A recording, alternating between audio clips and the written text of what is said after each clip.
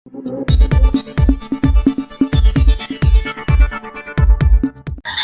મિત્રો, હાલ સવારથી જ મેઘ મલ્હાર પર્વ સાપુતારા ની રંગેચંગે શરૂઆત જ્યારે થઈ, પણ એની શરૂઆતના 1 કલાક બાદ જ વિવાદ શરૂ થઈ ગયો. કારણ કે વિવિધ જિલ્લાઓમાંથી પણ અહીંયા પત્રકાર મિત્રો પધાર્યા હતા અને સ્થાનિક પત્રકારો 40 જેટલા પત્રકારો નાયબ મુખ્યમંત્રીના આ કાર્યક્રમમાં, મોન્સૂન ફેસ્ટિવલના કાર્યક્રમમાંથી વોકઆઉટ કરી ગયા અને કાર્યક્રમનો બહિષ્કાર કર્યો. ક્યાંક ને ક્યાંક ચોથો સ્તંભ ગણાય એવા પત્રકાર અપમાનિત થયાનો ડાંગ જિલ્લામાં જણાયું. ત્યારે આપણી સાથે સ્નેહલભાઈ જોડાયા છે, ડાંગ જિલ્લાના અગ્રણી. સીધા આપણે એમની સાથે જ વાત કરીશું. સ્નેહલભાઈ, સૌપ્રથમ પહેલો પ્રશ્ન, આ કાર્યક્રમ શું સરકારનો છે કે પછી એક પાર્ટીનો છે? બહુ સાચો સવાલ તમે પૂછ્યો છે, કારણ કે આજે અનુભવ કરવા જો આવ્યો તો દર વખતે વિવાદનો મતપડો છેડાય જ છે સાપુતારા મોન્સૂન ફેસ્ટિવલમાં. અને આજે પ્રત્યક્ષ જઈને જોયું તો એ લોકો કરતા એ ભાજપનો પ્રોગ્રામ એટલે એક પાર્ટીનો પ્રોગ્રામ મને વધારે લાગ્યો છે. એનું એક કારણ આપું કે જે રીતે તમારા પત્રકાર લોકો સાથે અન્યાય થયો છે મેં મારી આંખે જોયું છે. એ જ રીતે જ્યારે હું આવ્યો ત્યારે પણ મારી સાથે એવું જ વર્તન મારી સાથે પણ કરવામાં આવ્યું. કારણ કે હવે આ જે પ્રોગ્રામ હતો તો એમાં જે અપેક્ષિત ન હતા એવા લોકોને આગલી હરોળમાં સ્થાન મળ્યું હતું. જ્યારે અમને ચૂંટાયેલા પ્રતિનિધિઓને આમંત્રણ મળ્યું છે છતાં અમારે પરવાનગી લઈને અમારે પોતાની ઓળખ આપીને જવું પડે છે. હવે એ અધિકારી જે હતા, જેમને જવાબદારી સોંપી હતી, એ કોઈને નથી ઓળખતા એવું નથી. એ પણ અહીંના જ અધિકારી હતા, છતાં એમને જાણે બહુ ઊંચો ઘમંડ આવી ગયો હતો એ રીતે બિહેવ કરતા હતા. એટલે મેં મારી આંખે જોયું છે.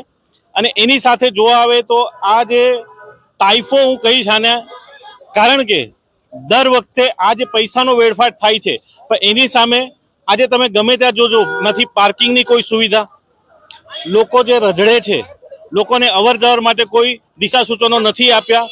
જે બહારથી આવનારા લોકો છે એ લોકો પણ આજે ભટકી રહ્યા છે.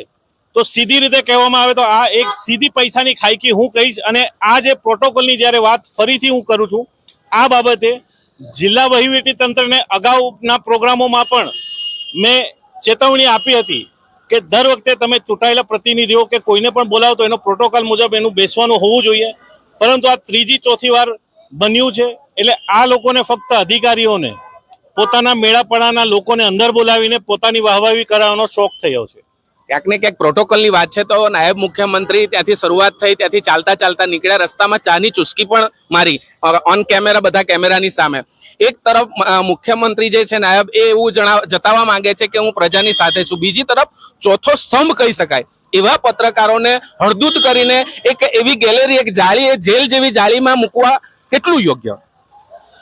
હવે ચાની ચુસ્કીની વાત કરીએ તો ચાની ચુસ્કી એમણે અગાઉ જ્યારે પ્રચારમાં આવ્યા હતા તો આહવા પણ ચાની ચુસ્કી મારી ગયા હતા. પરંતુ એ ચાની ચુસ્કી મારતા એમણે જોયું નહીં કે ત્યાં ખાડો હતો. તો આજની તારીખે પણ એ ખાડો હતો. જ્યારે એ આવ્યા હતા પ્રચારમાં ત્યારે પણ ત્યાં ખાડો હતો, આજે પણ ત્યાં ખાડો છે. હવે બીજી વાત, આજે જ્યારે અહીંયા ચુસ્કી મારી છે તો એ ચુસ્કી મારવાની સાથે એમણે પત્રકાર સિવાયના પણ અન્ય વડીલો હતા કે જે આગેવાનો હતો એમને પણ હળદૂત કર્યા છે. એટલે આ જે વસ્તુ છે, તંત્ર, પ્રશાસન તંત્રએ પણ એના માટે સજાગ થવાની જરૂર છે. કારણ કે પત્રકાર એ સ્વતંત્ર છે, દરેક જગ્યાએ મીડિયા કવરેજ છે. આજે તમે જે કીધું ચોથો સ્તંભ છે, બહુ સાચી વાત છે. અને દરેક પત્રકાર, હવે ત્યાં મેં જાતે જોયું કે ગણતરીના માણસો અંદર ફરતા હતા. જ્યારે બધા પત્રકારોને એક જગ્યાએ એક ઢોર ડબ્બામાં જેવા પૂરીને રાખવામાં આવ્યા હતા, એ લોકોને બેસવા માટે પણ પૂરતી વ્યવસ્થા ન હતી. એટલે આ જે કર્યું એ ખરેખર ખોટું છે. અને આના માટે મારી માંગણી છે કે માફી માગવી જોઈએ અને વહીવટી તંત્ર દ્વારા પત્રકારોની માફી માગવી જ જોઈએ. ક્યાંક ને ક્યાંક આજે કાર્યક્રમ થયો છે, એમાં અંતે તમામ મીડિયાના કેમેરાની સમક્ષ જે બાળકો માલેગામ શાળામાંથી લાવવામાં આવ્યા, ઘેટા બકરાની જેમ એક પિકઅપ ગાડીમાં સવારથી લાવીને ખડકી દેવામાં આવ્યા, અને જ્યારે અંતે લઈ જવામાં આવ્યા તો એ પણ એક પિકઅપ ગાડીમાં ટ્રાફિક નિયમનના ઉલ્લંઘન કરીને અહીંયા ખુરશીઓ ભરવી, એ તમારી નજરે એટલું યોગ્ય? આ એક એ લોકોની મોડસ ઓપરેન્ડી છે. કોઈ પણ સરકારી પ્રોગ્રામમાં આ જ રીતે માણસો ભેગા કરીને લાવવા પડે છે. આજે મેં 2 થી 3 બસ જોઈ. તમે ખાલી એક ટેમ્પોની વાત કરી છે, એ નજીકનો ટેમ્પો હતો, એમાં પણ છોકરાઓને એટલા ખીચોખીચ ભરવામાં આવ્યા હતા. પરંતુ એની સાથે સાથે આશા વર્કરો, આંગણવાડી વર્કરોને પણ લાવવા પડ્યા છે. કારણ કે એ લોકોને પણ એ જ ભીતિ હતી કે પબ્લિક આવે નહીં આવે તો છેલ્લે ગર્દી તો કરવી પડશે. એટલે ભાડેથી લાવવા કરતા એ લોકોએ પોતાના જે કર્મચારીઓ હતા એ લોકોને લાવીને ગર્દી શરૂઆતના સમયમાં કરી હતી. સ્નેહલભાઈ, એક અંતિમ પ્રશ્ન. આપ અહીંના સ્થાનિક છો. ખરેખર આ ફેસ્ટિવલ એટલા માટે થાય કે સ્થાનિકોને રોજગારી મળે. આજે જે કલાકારો આવ્યા, કોઈ મધ્યપ્રદેશથી આવ્યા, કોઈ રાજસ્થાનથી આવ્યા, કોઈ સાઉથ ઇન્ડિયાથી આવ્યા, પણ દર વર્ષે એક જ પ્રશ્ન હોય છે, સ્થાનિક કલાકારોની અવગણના. એમને રોજી રોટી કેમ નહીં? છેલ્લો પણ બહુ સચોટ પ્રશ્ન તમે કર્યો છે. આના માટે પણ મેં ઘણીવાર રજૂઆત કરી છે કે ડાંગના સ્થાનિકો છે, કલાકારો છે, યુટ્યુબરો છે, હાસ્ય કલાકારો છે, તો એ કલાકારોને આ મંચ પર સ્થાન મળવું જોઈતું હતું. અને જ્યારે સ્થાનિક વ્યવસાયની વાત કરી તો મારા ડાંગના લોકો આજે લારી જ ચલાવે છે. એ લોકોને ફક્ત અઠવાડિયા પૂરતો સ્ટોલ મળશે અને અઠવાડિયા પછી તમે જોજો આ પાછળની લાઈન કોઈ પણ જગ્યાએ જઈને જોઈ લો, બહારના લોકો આવીને વસી ગયા છે.